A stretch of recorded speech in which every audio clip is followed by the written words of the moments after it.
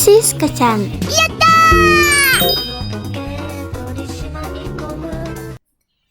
Yo minasan, Siska desu. Oke, jadi pada video kali ini kita akan belajar tentang remote access. Apa sih remote access itu? Nah, jadi remote access adalah kemampuan untuk mengakses komputer, perangkat, jaringan, atau data menggunakan koneksi internet atau jaringan lainnya, sehingga teknologi ini memungkinkan kita untuk mengoperasikan sebuah perangkat di tempat lain, seolah-olah kita sedang berhadapan langsung dengan perangkat tersebut. Nah, remote access ini terbagi menjadi dua jenis nih, ada telnet dan juga SSH. Di sini ada tulisan port 23 dan port 22. Apa sih fungsinya? Apakah sama kayak port atau colokan kabel yang ada di switch? Jawabannya, enggak ya. Jadi port 23 ini hanya sebuah label nama. Nah, kalau misalkan ada data yang membawa label port 23 ini, maka akan diketahui bahwa data itu ingin menggunakan layanan telnet. Kayak gitu ya. Ini juga berlaku pada SSH. Nah, kalau untuk fungsinya itu masih sama-sama aja, yaitu untuk mengakses dan mengelola perangkat secara jarak jauh. Perbedaannya ada di fitur, yang dimana telnet tidak memiliki fitur enkripsi, yang dimana datanya akan dikirim dalam bentuk teks biasa, jadi sangat rentan terhadap penyadapan. Karena risikonya yang tinggi itu, telnet jadi jarang digunakan. Berbanding terbalik dengan SSH. SSH sudah menggunakan fitur enkripsi, yang dimana datanya akan dipecah lagi menjadi algoritma matematika yang sangat sulit untuk dimengerti. Jadi, SSH menggantikan protokol lama karena menawarkan keamanan yang jauh lebih tinggi. Nah, di sini kita bisa melihat perbandingan telnet dan SSH. Misalkan di telnet ini kita memasukkan datanya yaitu username dan password. Nah, datanya akan tetap dalam bentuk teks seperti ini. Kalau di SSH, datanya akan dipecah lagi menjadi kode-kode acak yang sangat sulit dimengerti. Kodenya bisa sampai ribuan loh. Kalau kayak gini, yang tahu passwordnya cuma pembuatnya aja. Kalau aku jadi Preta sih, kayaknya bakal mikir 5 kali deh. Oke, sekarang kita akan langsung aja mempraktikkan remote access ini di aplikasi Siska Packet Share. Let's go! Nah, sekarang kita akan mencoba mempraktikannya dengan menggunakan jaringan yang sudah kita buat pada video sebelumnya. Kalau kalian ingin membuat interviewan kayak gini, bisa cek video aku yang ke-7 ya. Nah, di sini mulai dari perangkat, IP address, subnet mask, default gateway, sampai ke konfigurasi CLI-nya, itu sama semuanya ya, tidak ada yang dirubah sama sekali. Nah, di sini Siska menuliskan ulang IP address dari routernya ya, yang dimana kan di sini dibagi menjadi 3 VLAN.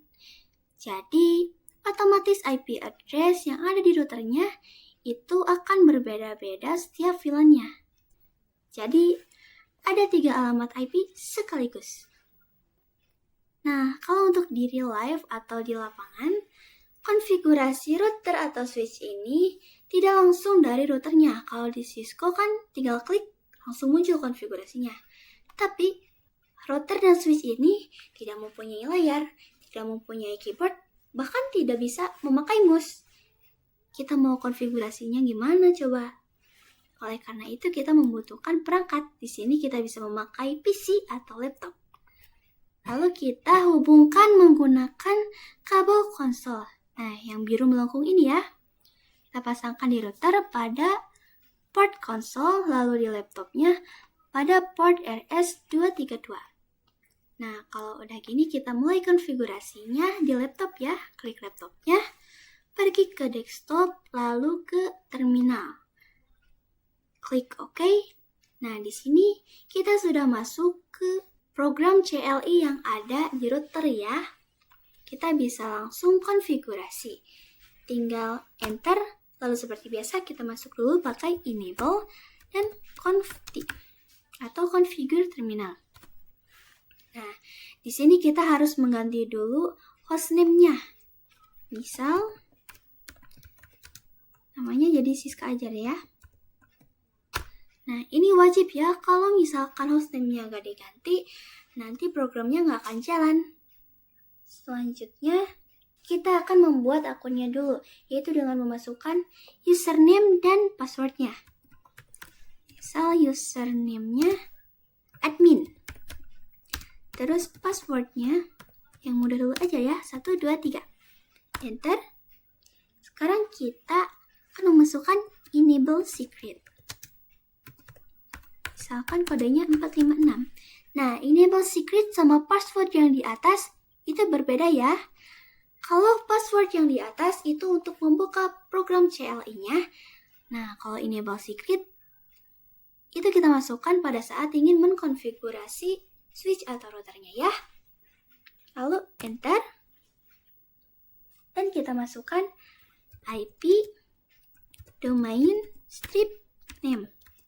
Misalkan di sini namanya seed.net.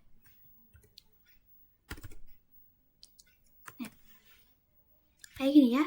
Maksudnya apa IP domain name ini?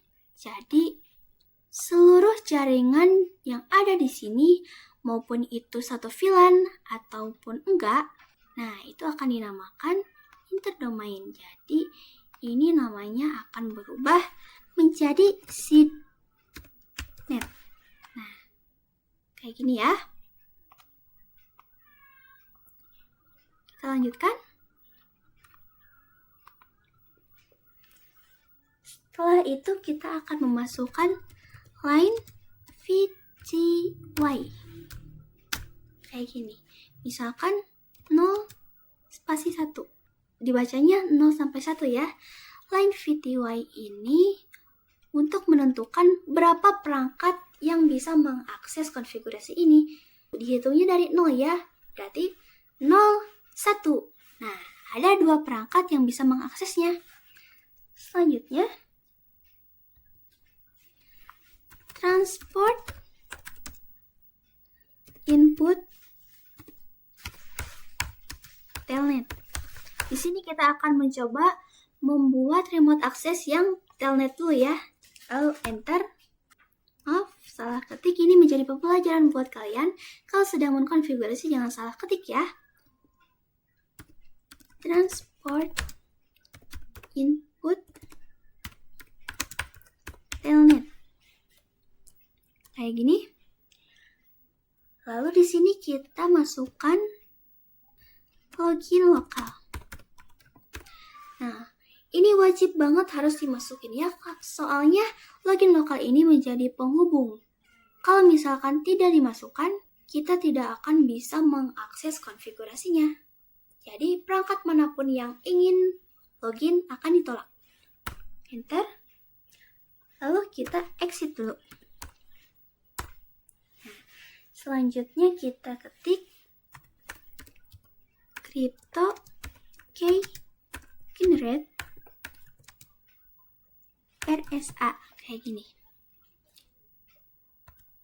Nah, crypto key generate RSA ini untuk menyatukan antara hostname dan IP domain name akan menjadi siska.c.net seperti itu ya.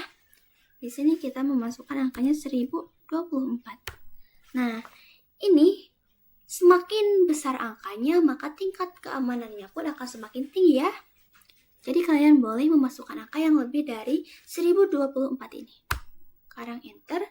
Nah, kalau sudah ada tulisan O kayak gini, berarti konfigurasinya sudah selesai dan kita bisa coba login di perangkat yang lainnya. Berada di wilayah yang jauh, yaitu di kebun bunga.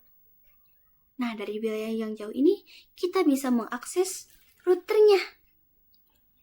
Kita coba di PC 0. Lalu kita pergi ke desktop.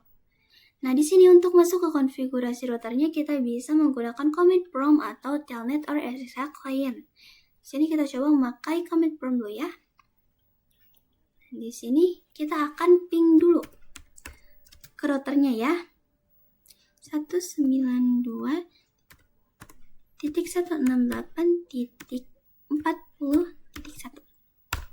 Oke, hasilnya reply from berarti mereka sudah saling terkoneksi. Sekarang kita tinggal ketik telnet, dan IP dari routernya. 192.168.40.1. Tapi kan IP-nya ada 3. Gak apa-apa ya, kalian bisa masukin salah satunya aja. Lalu enter.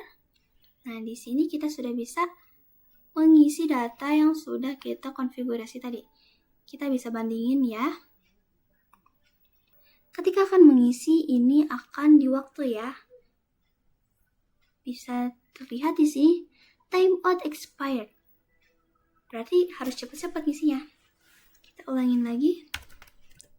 Telnet 92.168.40.1. Enter. Dan di sini username-nya admin ya. Kita ketik admin. Lalu password-nya 123. Nah, di sini kalau kalian mau ngetik apapun gak akan muncul. Tapi tenang aja, sebenarnya itu akan tetap tertulis, hanya saja memang prinsipnya invisible atau tidak kelihatan ya. Terus kita tinggal masuk aja enable. Nah, di sini baru kita akan mengisi enable secret. Nah, passwordnya yang 456 untuk masuk ke mode konfigurasi.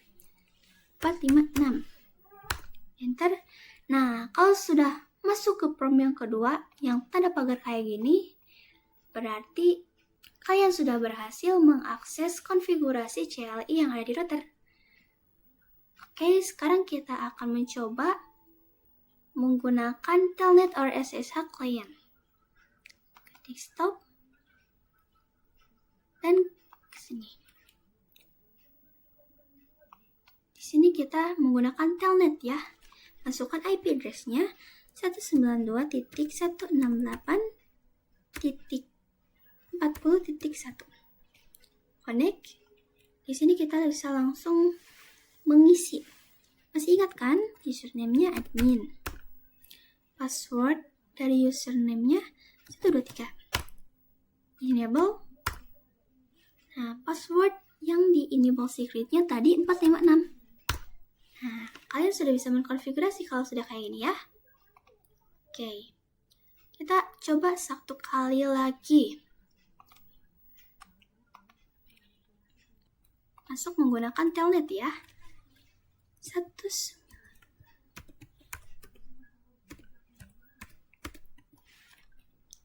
Lalu connect. Nah, di sini kita tidak bisa mengisi. Kenapa? Karena tadi kita sudah memprogram bahwa yang bisa mengakses hanya 2 perangkat saja. Yaitu tadi sudah diakses oleh perangkat PC 0 dan PC 1, sehingga PC 2 ini atau perangkat ketiga ini tidak bisa mengaksesnya. Soalnya sudah penuh. Selanjutnya, kita akan mengkonfigurasi SSH.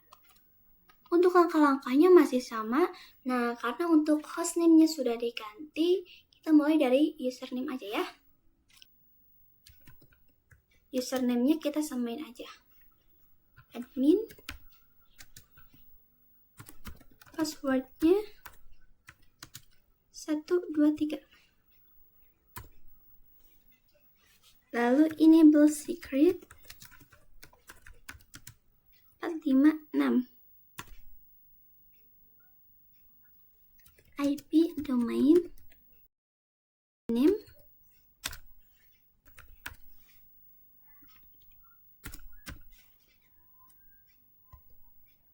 line VTE-nya bebas ya, terserah kalian mau ngizinin berapa perangkat. Ini misalkan 0 sampai 5 ya. Enter. Transport input. Nah, di sini kita ganti menjadi SSH. Enter. Lalu login lokal. Enter. Setelah itu kita exit dulu. Di sini ambiguous comment ya. Jadi kalian harus nulisnya lengkap. Exit kayak gini. Nah, baru deh kita ketik crypto Oke, generate RSA. Ntar lagi, di sini kita ketik yes.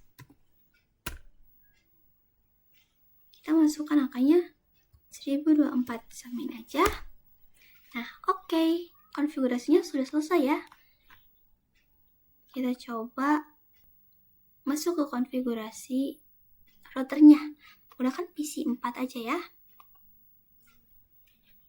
Ke desktop, kita pakai yang Telnet or SSH client. Lalu IP address-nya tadi 192.168.40.1. Username-nya admin. Nah, ini connection type-nya udah SSH ya. Connect. Password-nya tadi 123. Enable. Baru password untuk konfigurasinya 456. Nah, udah deh, di sini kalian bisa mengkonfigurasi ya. Misalkan kita ganti hostname-nya ya. Confi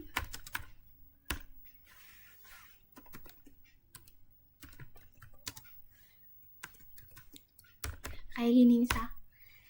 Tuh, berhasil kan? Sudah berhasil diganti. Jadi kalian sudah bisa mengakses konfigurasi CLI router menggunakan remote access dari jarak jauh.